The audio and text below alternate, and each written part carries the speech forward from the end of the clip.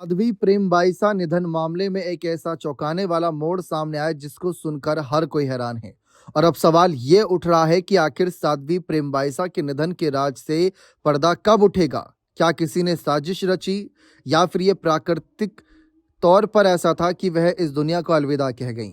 क्योंकि अब रिपोर्ट के अनुसार ये माना जा रहा है कि साध्वी प्रेमबाईसा को जहर नहीं दिया गया था। ऐसी जो अफवाहें उड़ रही थी वो अब खारिज होती नजर आ रही है।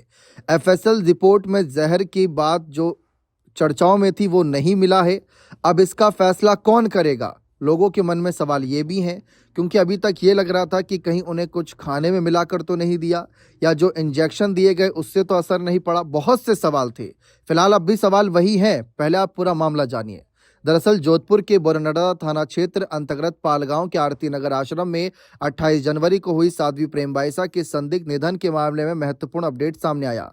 राज्य की विधि विज्ञान प्रयोगशाला एफएसएल ने विसरा जांच की रिपोर्ट गुरुवार रात पुलिस को सौंप दी। रिपोर्ट में साध्वी के शरीर में किसी भी प्रकार के जहर, विषैले तत्व या अप्राकृतिक पदार्थ की मौजूदगी की पुष्टि नहीं हुई। इससे जहर देने या किसी आपराधिक साजिश की चल रही अटकलें पूरी तरह निर्मूल साबित हुई। एसआईटी ने विभिन्न सैंपलों, विसरा कमरे की धूल, बर्तन, बिस्तर की चादर आदि की जांच कराई थी, लेकिन किसी विषैले तत्व या अप्रिय घटना के संकेत नहीं मिले। निधन का सटीक कारण अब महात्मा गांधी अस्पताल के मेडिकल बोर्ड द्वारा पोस्टमार्टम रिपोर्ट और एफएसएल निष्कर्षों के संयुक्त विश्लेषण के बाद ही स्पष्ट होगा। एसआईटी प्रमुख एएसीपी छवि शर्मा ने खुद एफएसएल से रिपोर्ट प्राप्त की।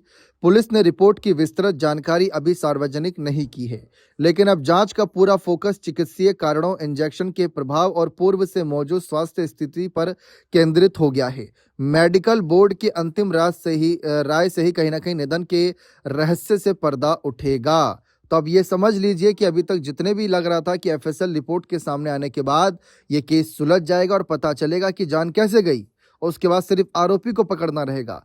तो अब यहां से एक बड़ा टर्निंग पॉइंट आ चुका है। सारी नजरें मेडिकल बोर्ड पर रहेगी। बने रहें चैनल के साथ। बहुत बहुत शुक्रिया।